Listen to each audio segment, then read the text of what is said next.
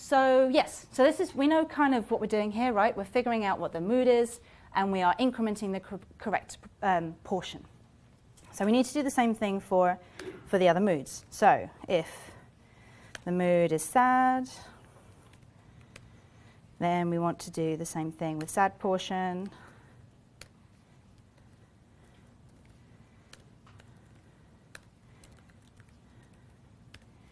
And then if the mood is confused, do the same thing.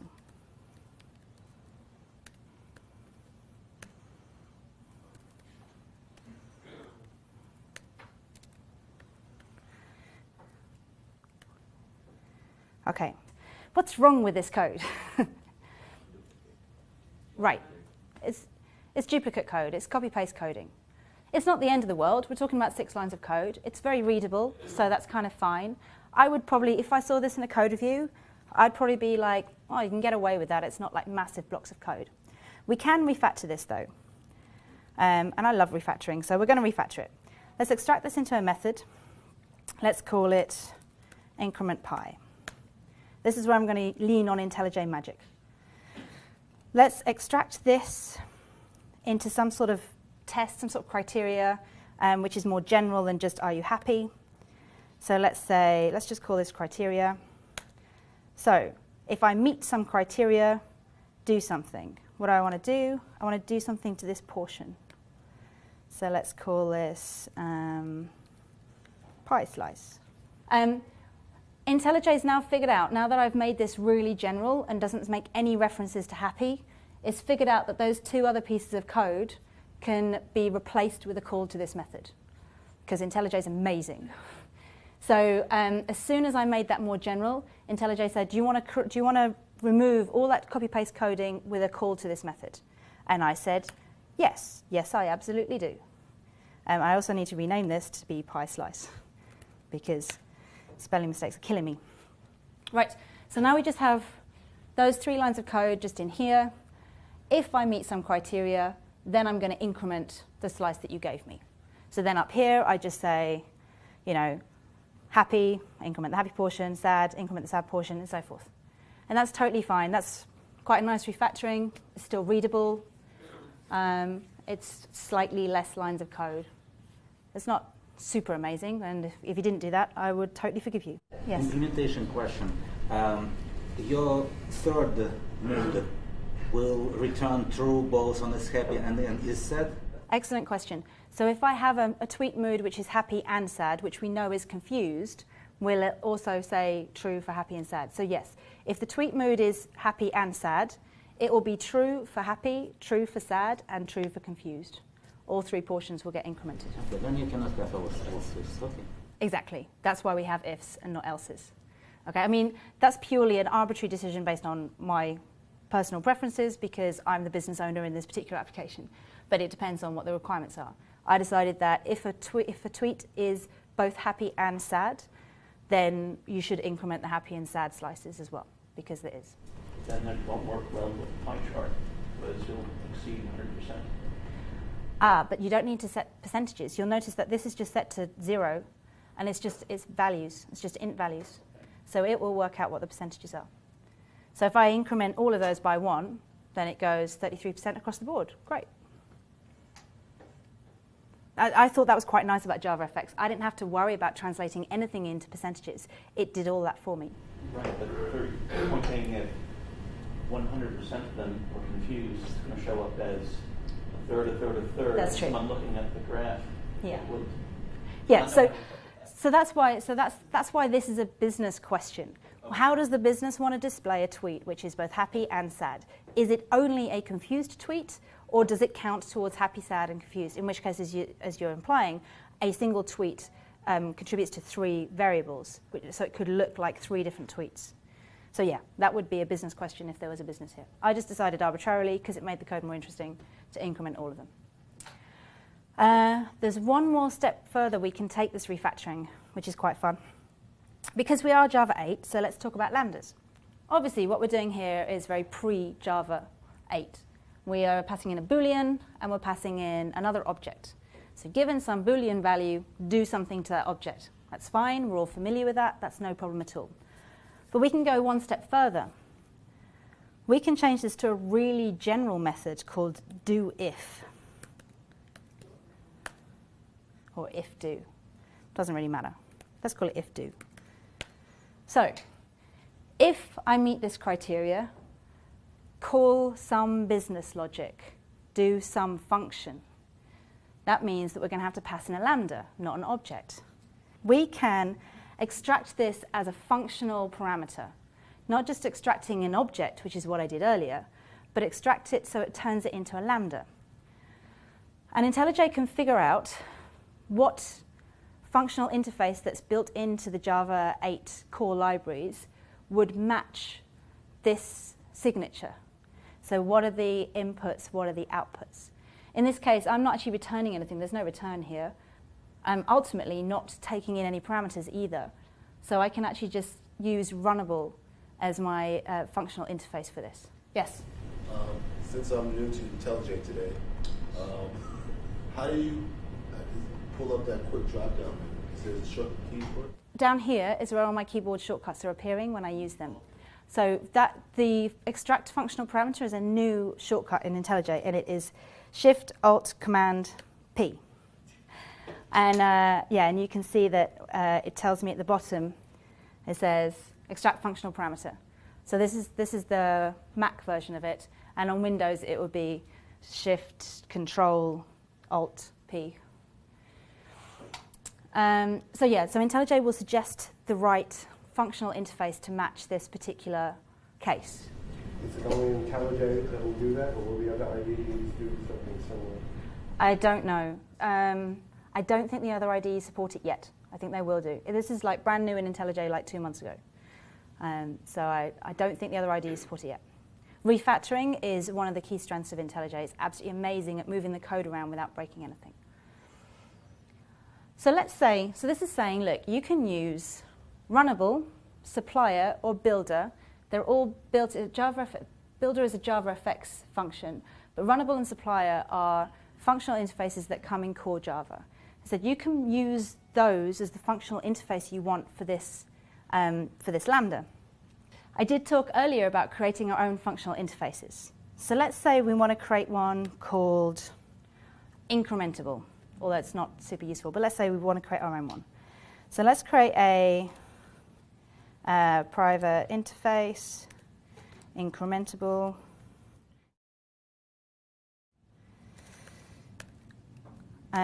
This needs to be a functional interface. With this annotation, Java will check whether you provided exactly one abstract method declaration. If I've got 2, it's not a functional interface. If I've got 0, it's not a functional interface. Okay, I need to have one method on there, which is why it's currently underlined. I'm going to bring that up a bit so you can see it better. And let's say we want a private, no, not private. It's going to be a void increment method, and it takes nothing. It's never used. Of course it's never used. I haven't used it yet. So I've defined my own functional interface. And this has exactly the same signature as runnable. So really, we have no value necessarily over using runnable, except that I've given it a descriptive name, which is I kind of expect you to increment something if you implement one of these. So now, what IntelliJ should do is, now it suggests incrementable as a possible functional interface for this thing as well. Let's use that so you can see what that means and how that looks. So let's call this, let's call it incrementable. So IntelliJ's turned all of these into anonymous inner classes, which is the longhand way of doing our stuff. So here we're back to having our set pi value, get pi values up here in the method calls. And what we have down here is we're taking an interface and we call our single method on the interface. So from this code point of view, we don't need to know that this is lambdas. In fact, you can write this in Java 7 right now. In Java 6, in Java 1, you can write this. So you can pass in an interface, like callbacks, right? You can pass in an interface and then call a method on that interface. And that's how you implement your own stuff that's going to use lambdas. Let's just go through here and turn these into lambdas so that we can see what it looks like.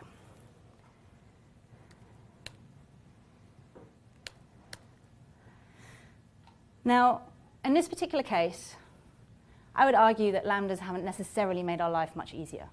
But if we did want to do a really general method called if-do, where you pass in some criteria and you do some random thing, you can pull this out into a completely different class, some sort of helper class somewhere else, and you can call it from anywhere. It doesn't have to just increment stuff.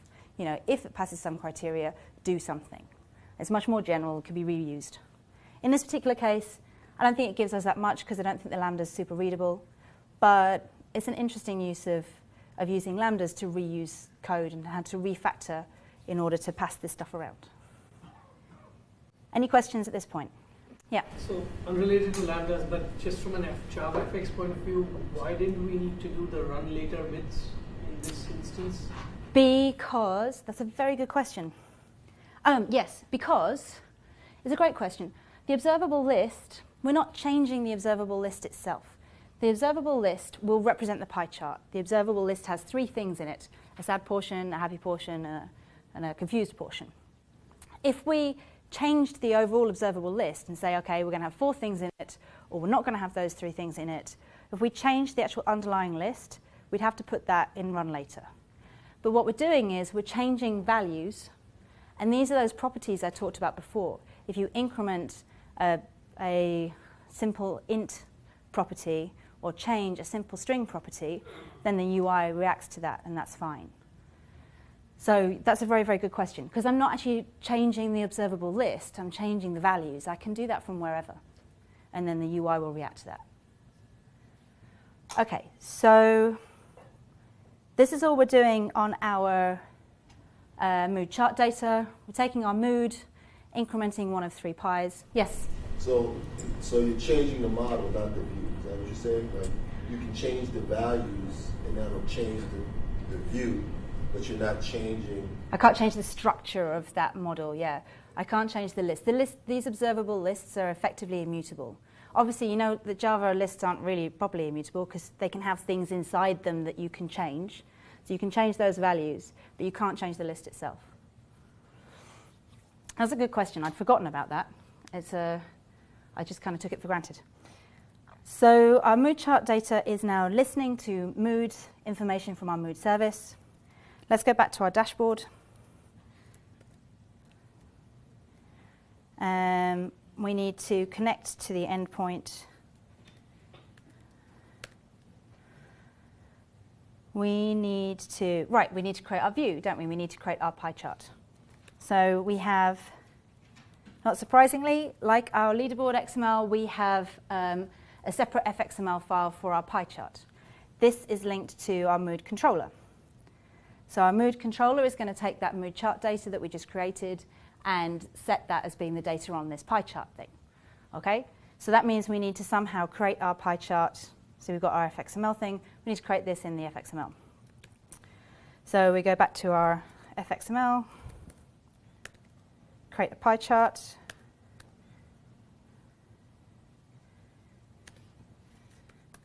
Which is, not surprisingly, pie chart. We'll give it a title of overall mood. We can give it an ID. IntelliJ suggests overall mood. And then that's it. That's our pie chart. Because all the values, from a view point of view, all we need to know about the pie chart is what the title is and which field this links to back in the controller. It's nowhere near as complicated as leaderboard. And then finally, we go back to our dashboard and we wire up our mood chart data to our controller. So let's have a look back at where we're running things. We're running our user stub service, our mood stub service. We need to rerun the dashboard.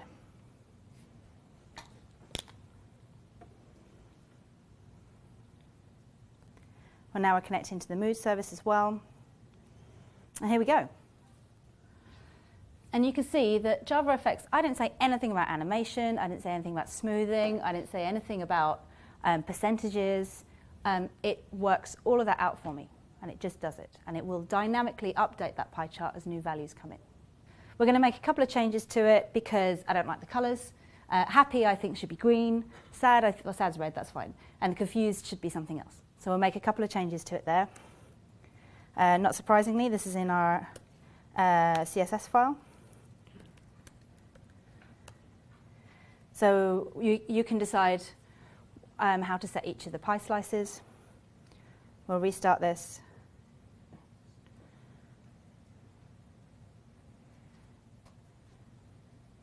So we've just changed the colors. Okay, so this is still listening to our user service, which is an entirely different service. This is listening to our mood service and responding to it. So if I had a shared, an object which I shared between two services, do you mean shared in the back end, or do you mean shared on the UI? I mean the back end. But then you're not going to have a shared object between those two services because they are running in two separate JVMs. You could have a shared class between those two things, because you can have like a message class, which you use here and you use here, but you'll have different instances of the objects. And I've done that because I have some I've reused some code between the two back-end services, but I effectively package that as a library that gets reused. Let me try and answer your point if I understood your point correctly. You're talking about trying to share things between two back-end services, okay? Maybe, for example, you want to share the original Twitter message between the two services, maybe. Yes, you can't share objects, you can't share state. They could be on two completely different physical machines. These two services are completely independent things, and they can do what they like. Their purpose of living is not just to serve the UI. They can connect to each other. They can talk to each other over WebSockets or over REST or however. So if you want to pass messages between those two services, you can totally do that. But you definitely shouldn't be sharing any state between them. But you should be designing them thinking that they should run on separate machines. So what we should use the architecture or technology if we would like to share the messages between two services. Either we should use the REST or we should use whichever technology works for you. I mean, like, I'm using WebSockets in this particular case because I used REST in my last demo, but also because WebSockets are really interesting, and I wanted like really tiny messages, and I could do that with WebSockets. They're also that you can bind to them in two different directions, so I can send stuff to the server and listen to stuff from the server, and it's a completely different model to REST. But I could equally have done this with REST too, because actually all I'm doing is publishing at the moment. I never send anything to the server. I just listen to stuff. Let's quickly run through and finish off we have one more widget which is going to go down here. It uses the same service, so we'll just quickly finish that stuff off, and then we'll get onto WebSockets and services and servers, which apparently everyone seems totally fascinated by. So that would be great.